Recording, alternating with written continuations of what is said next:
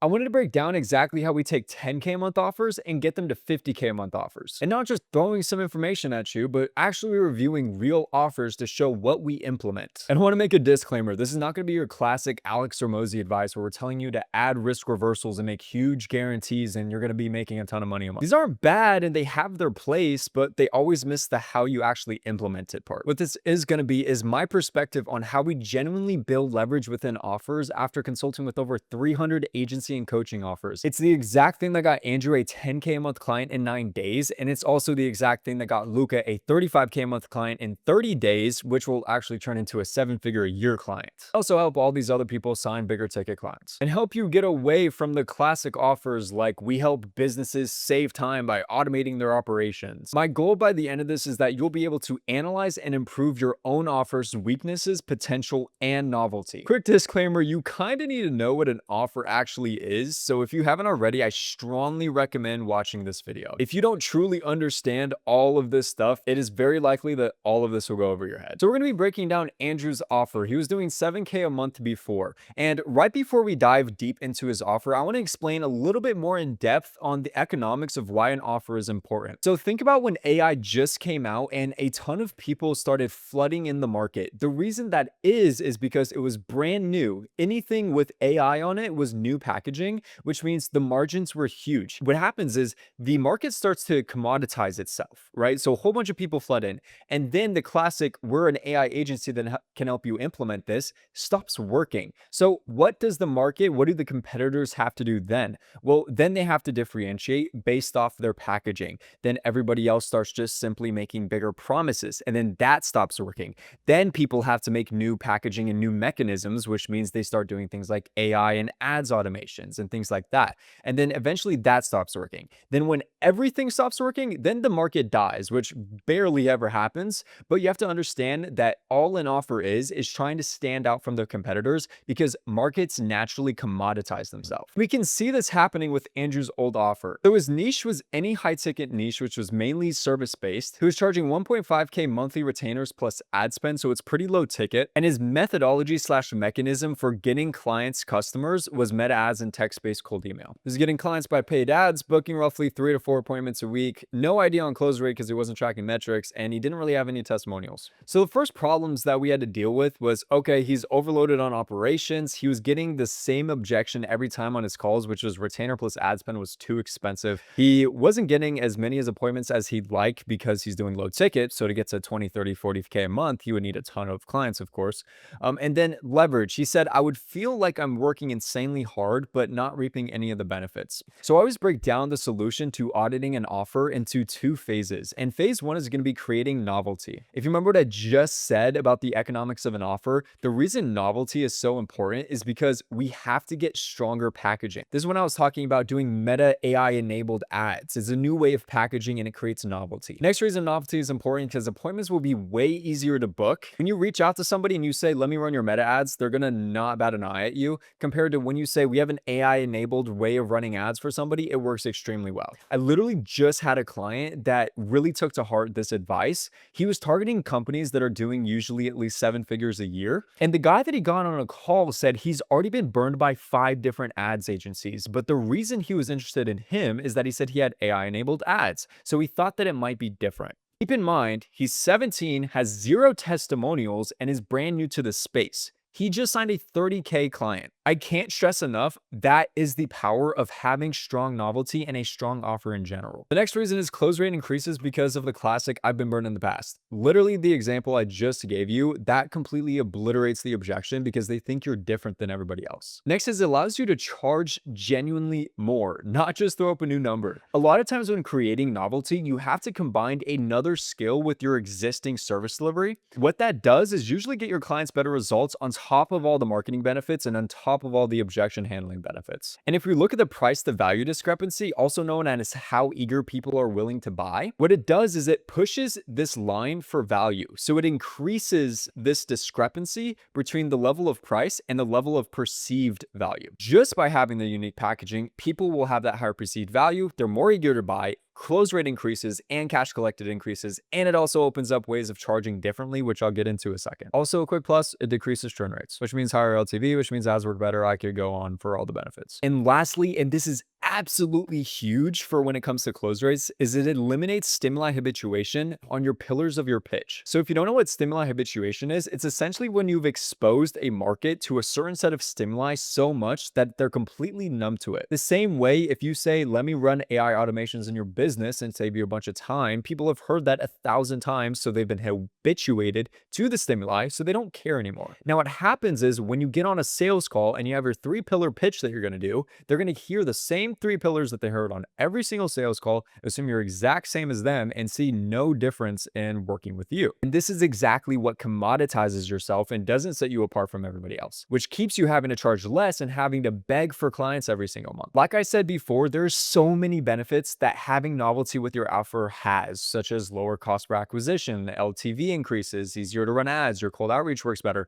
I could literally go on, but that's what the video that I suggested in the beginning is for, so make sure you watch that. So all that sounds great, but how do we actually create Novelty, and how did we help Andrew do this? The first thing you need to ask yourself is, do you have any other skills that could possibly relate to the service? So what exactly do I mean by that? Well, the example that I literally just gave before, as far as attaching your ability to use AI, for example, with running meta ads, that difference in packaging allows you to be able to have Novelty. Another example would be what Charlie Morgan just did. He just ran an offer where he said that he'll place a growth op into your business. All he did was add CSMs to his info product. If you don't know what a CSM is, it's a client success manager, and it's not necessarily a growth op, but he packaged it as a growth op. That created Novelty because I haven't really seen anybody else in the space run that offer yet. So people saw it as extremely unique, and obviously it worked really well. An example with us is that I have a CTO, so we have the ability to create software along with our methodology. So what we did is we started using the angle of we have the only personalized Loom email system in the world, and it is booking so many appointments for us because nobody else has a fully personalized Loom email on the first email in the industry, so people are very interested. Next question that I always ask is, have you ran any other type of online business before this one? Now, what I'm not saying here is to completely change your service delivery model and change your niche. What I'm saying is usually there's some methodologies or perspectives that are different from your past business that you can actually adopt into your current business. This is why whenever I have somebody that used to run meta ads and now they're trying to launch an AI agency, I ask them, what did they run in the past? Because a lot of times we can combine the two and it works really well. The next question I always ask is if there's any other mechanism or service that pairs well with yours. And what I mean specifically here is if it gets your clients better results so that we can increase that perceived value line. Do you know anybody that provides it if you can't provide it yourself? What this allows you to do is bring in a short-term partner so that you can learn what they do side by side and start offering it to them. For example, we stopped doing this, but we licensed out our Loom email software and marketing agencies started to license it and kind of white label it. And they were able to use that to create a different packaging in their marketing, and they started booking a ton of appointments. This, by the way, is exactly what Andrew did. And that's also exactly how he signed his first 10K a month client within 9 days. And one last thing I want to touch on, which is a little unorthodox, but if it applies to your business, then it's super powerful, is does flying out to the client have any effect on the client's results? Regardless if you plan on flying out a ton to your clients or not, this is so freaking effective. I just applied this to another client that's doing brand scaling for service-based businesses. He'll basically run their social medias, help them grow their profiles, and I told him to add this to his offer. So now when he goes to do the price drop on his sales calls, he'll do a 30K offer up front to fly out and then run his entire service, and then works with them also for the next 3 months. And if they say no to that because they're afraid of the price or whatever, he can now do a downsell to his 10K a month offer. What this allows you to do is have the classic price anchoring. When you give them that really high price up front, then they automatically see you as authority and think this guy must be doing something different. And then when you price anchor to the lower ticket offer, they don't have as much as emotional response to it. I've seen this time after time again, increase close rates so freaking much. It's one of the lowest hanging fruits that you can implement literally right now to your offer. And you can also start to see how your offer affects literally everything, including your sales calls. So I want you to ask yourself all of these questions. And then the goal is to be able to create this quick little script. It's so powerful. Shout out Cole Gordon. All you're going to say is most people trying to achieve X make mistake Y. What you're going to do is insert the most common offer that you see in your industry into Y, and then the most common desired outcome into X. And then you're going to call out the most common offer, and then you're going to say why it fails, and then paint the picture of the consequence of what going with the competitors actually does to them. So for example, if you have the objection of I'm looking at other agencies and you have more of a done with you offer, what you can say is going with agencies is going to make you dependent on them, and you're going to be paying a high monthly retainer. And as soon as you're dependent on them, they have complete leverage and control over you. That's why you usually never want to hire an agency and become dependent on them until you've built these systems in-house. And then you're going to say, instead, we do specific method. You're going to take the specific method that you've gotten from asking yourself these questions and then insert them here. So to build on my last example, you can say, instead, what we do is help you install these systems in-house. So you're no longer dependent on an agency. They can't just hike up the prices on you. And what this will allow you to do is have all of your operations in-house so you get wholesale pricing on your client acquisition costs, which ultimately means down the road, you can look at other agencies and know if they're legit or not because you've ran these systems yourself. Now you can see how this light bulb just flips into their mind and they automatically seize the authority and they see how much more valuable your offer is. So all of this is great, but what I see some people doing is just Frankensteining some skills and putting it together and hoping that it's going to work with the market. That is why you always want to use a latent conditions report to figure out the positioning and see if the market actually wants it. If you don't know what a latent conditions report is, it's essentially all of these psychological conditions of a market. What we do with all of our clients is put together this 50-page psychoanalysis report, which has 300 prospect interviews, 100 plus psychological condition points, thousands of research points, and a whole bunch of post-signing questions. Now, we have a custom software that's able to do this. If you don't have this, then that's okay. What you're going to do is take all of your client calls, all of your sales calls, and any interviews that you have with your target market, and you're going to throw that all into AI to try to understand the psychological conditions of your market. That's going to be the next best bet if you don't have some sort of software that's able to accurately do this. What you're actually going to do with this latent conditions report is you're going to read through every single word, and you're going to see if the pain is actually solved by your unique mechanism. Once you have a pretty solid hypothesis that this will actually work in the market, then you actually just need to try to market with the new offer and then see how it performs. Okay, so how do we actually implement all of this stuff into Andrew's new offer so we can start signing 10K a month clients? We got a little bit more specific on the niche, so we started targeting agencies, and then we decided to upsell all of his current clients. It's actually astonishing how much money is simply sitting in your business if you just look at your current clients. On top of that, we changed the pricing model a little bit as well. We did $150 to $300 pay per appointment plus rev share plus cost of tools. I'll get into why that was so important and specific in just a second. The new methodology was to run the personalized Loom email system so that we get pay per appointment. That allowed us to position it as nothing up front. Plus, we can now say that we cover your ad spend because that revenue will be used for the ad spend. Then we can take a rev share off the ad spend and a large monthly retainer. So now we have an offer that sounds something like most agencies trying to scale to 6 figures a month make the mistake of hiring a paid ads agency. The problem with hiring these ads agencies is that they're super expensive. They'll charge you a monthly upfront retainer, and then you have no idea if you're going to get scammed or not. In fact, you've probably already been scammed in the past, which means you wasted months of time, you wasted months of revenue, and then you're sitting back to where you started, except you're a little bit worse. Instead, we have a proprietary acquisition system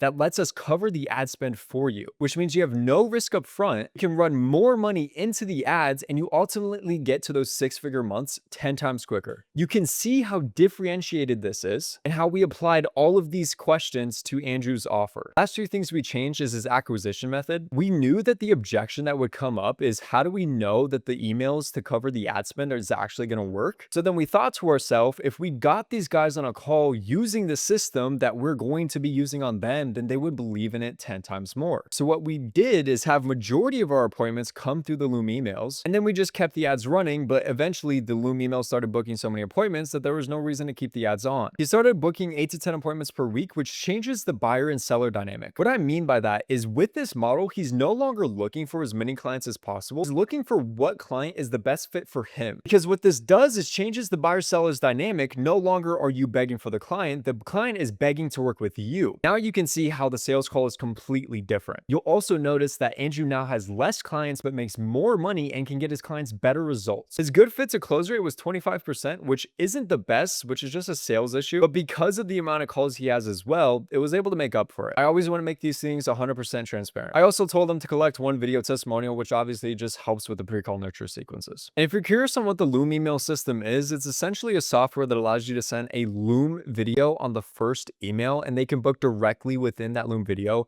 and it's personalized for every single lead that you send it to. And it books a lot of appointments. It has a 1.5% appointment booking rate, which is better than any other email system out there. So like I said before, we get the no upfront, which flips the buyer-seller dynamic. We have increased LTV and decreased churn because we're able to get rev share, which means they're dependent on us, and then obviously they're getting good results, so they're not going to churn. And then we have an extremely novel mechanism. I don't see any other agency offering this, which also means our organic performs way better because, again, nobody's seen it before. And when we use this positioning in our outbound messaging, other words, our Loom email system, it books way more appointments because, again, they've never seen an email where somebody's offering to cover the ad spend. This also opens the door for a back end and a front end offer opportunity where we do charge money up front and it's just a higher ticket offer. Regardless if we sell many of those, it allows us to use the price anchoring that I mentioned earlier. The second phase that's a non-negotiable is creating trust. Yes, the offer alone will give you all the benefits already talked about, but creating trust is just the cherry on top. Reason is it increases show rates and increases close rates because you pre-handle the objections. The discovery time is way quicker because the customer is already pre-sold. And if you don't know already, the shorter you can get through discovery and do it correctly usually is the sign of what a better sales rep would be. And when it comes to creating trust, it means we have to create trust assets, which means things like YouTube videos. These trust assets are used in pre-call nurture sequences. For example, one of the sequences is adding every single call to a WhatsApp group chat before they get on the call. In this group chat, what we do is we say, okay, I know we had a conversation that you were struggling with X. What I'm going to do is send over a video that actually solves that issue before our call. Make sure you watch it before our call. It'll be super important, and this should help you get rid of that problem forever. This is an example of it if you want to steal it. Next, if you have trust, obviously you can charge more, which means you make more with less clients. And then on top of having a novel offer,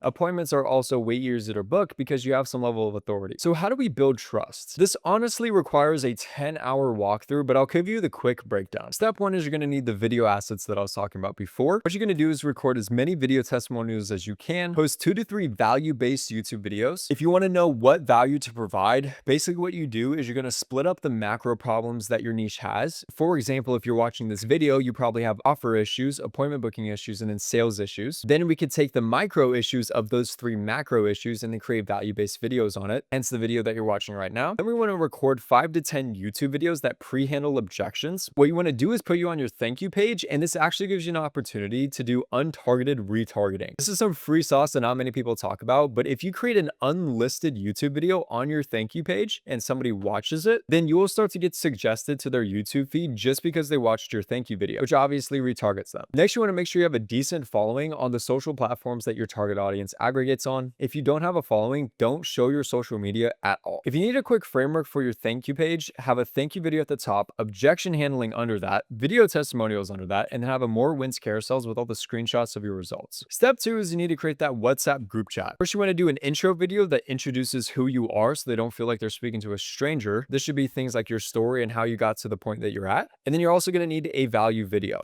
Just look at the screenshot that I showed you earlier. You can honestly just steal the sequence that we're using. And if you don't have an intro or a value video, you can always replace it for a testimonial video or simply send all 3. And then step 3 is strongly recommended. You need to be posting organic nowadays. You need to have a pinned VSL YouTube video that you send all your traffic to. This is going to be about an hour-long video that just gives insane value to the market where people see this and they're not going to want to implement it. So they'd rather just book a call with you to have your help. Then you're going to post consistent YouTube value videos. The idea is to have these be nurture videos, not lead generation. And then have consistent short form postings so we can send that top of funnel traffic to the long form traffic. And then we want consistent short form posting. The idea is that we're going to use this short form content to send it to our middle and bottom of funnel assets, which is your long form videos. And a super big bonus that not a lot of people are taking advantage of is going live on Instagram or whatever your target audience aggregates on. Nowadays, since anybody is able to throw a video idea into ChatGPT and make a quick Instagram reel, people are valuing the human interaction. So if you're answering a ton of people's questions on an Instagram live, for example, the amount of trust that you're going to get and the relationships that you're going to build is absolutely huge. So what you need to do right now is draw out what is your offer. Ask yourself all of these questions, use this methodology to make the changes, create your unique mechanism script, do your market research so you know your market actually needs and will value your unique mechanism, then draw out what your new offer actually looks like, and then test it in the market and just see what happens. Your offer is intended to adapt to the market and be iterated over years. Implement this stuff, shoot me a DM when you make a ton of money from it. And if you think I just wasted all of your time, definitely don't subscribe. But if you found any of this useful, maybe subscribe. Also, shoot me a DM on Instagram. I love to talk to people and help people out for free. I hope this helps. Hope you have a wonderful day.